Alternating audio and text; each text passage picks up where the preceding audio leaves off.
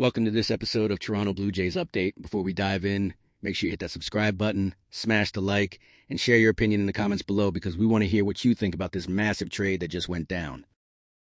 The stove is absolutely scorching in Major League Baseball right now.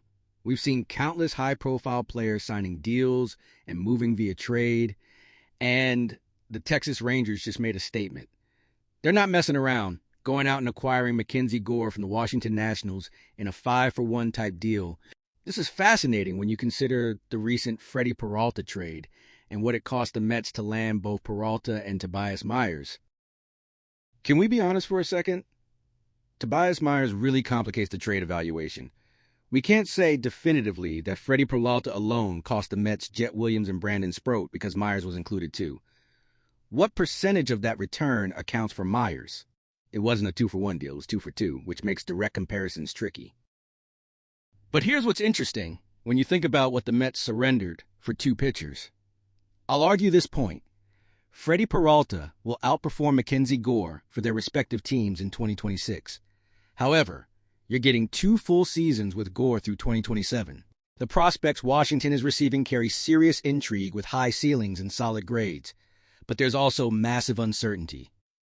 If you're a prospect-focused evaluator, giving up 5 prospects for 2 years of Gore probably seems insane. Even if you lean toward major league talent over prospects, this feels like a hefty price. McKenzie Gore isn't Garrett Crochet. Gore can absolutely miss bats at an elite rate, but he's a different caliber pitcher than Crochet.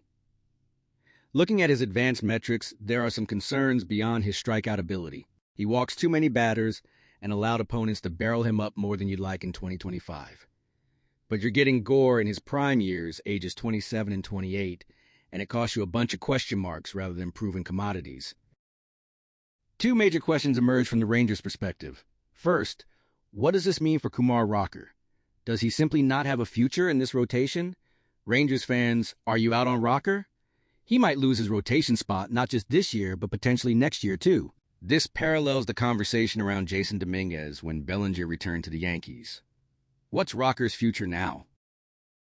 From a league-wide perspective, if you're another team that passed on this deal, you're probably relieved you didn't pull the trigger. Other pitchers remain available, but the well is running dry fast. Teams are scrambling to grab the last impact arms. The Rangers chose trading half their top 15 prospects for a 2-year rental over signing Zach Gallen or Framber Valdez. Let me be clear. I think Peralta, Valdez, and Gallen will all have better 2026 seasons than Gore.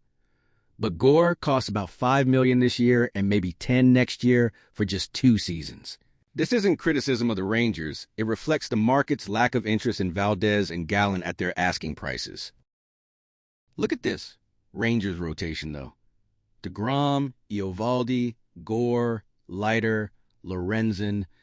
Notice Kumar Rocker isn't listed. If we're betting whether Rocker bumps anyone out, I'd say no. The justification is there because Rocker wasn't impressive last year. The metrics weren't good, the results weren't there, he didn't strike guys out, and the contact against him was crushed. Texas might be saying they have zero interest in Rocker filling even a back-end rotation role. He could end up in the bullpen or starting the year in the minors trying to figure things out.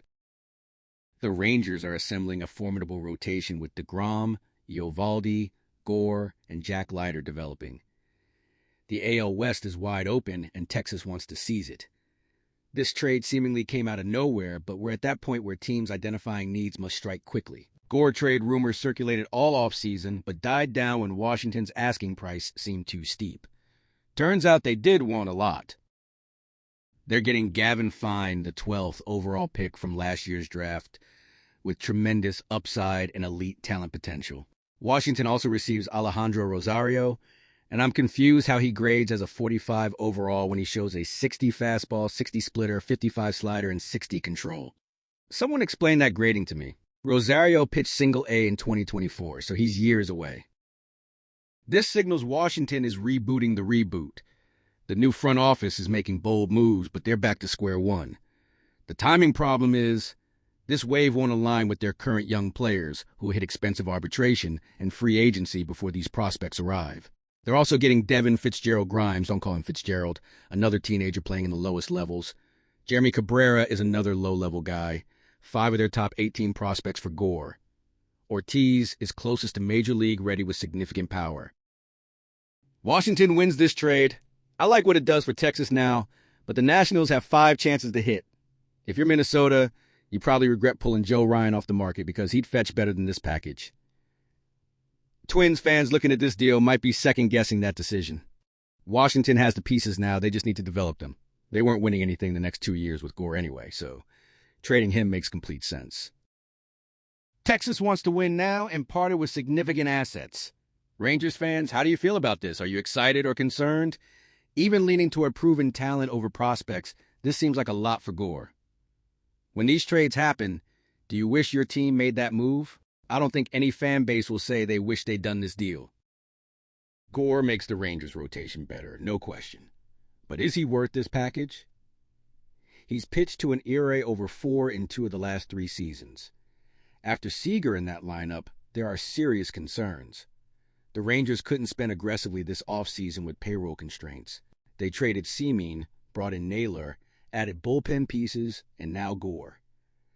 They needed offensive improvements and really haven't addressed that beyond hoping Seager, Carter, and Young stay healthy. Having Gore as your number 3 is the perfect spot for him. In Washington, he was the ace, which isn't ideal given his profile, but as a 3, he's positioned correctly. Great point about Patrick Corbin improving in Texas last year. That pitching development could unlock another level from Gore. If they see his makeup and believe they can tweak him like the Blue Jays did with Dylan Cease, this could turn Gore into a frontline ace. That's it for this episode. Thanks for watching and spending time here. Smash that like button if you haven't already. And remember to subscribe and share your thoughts below.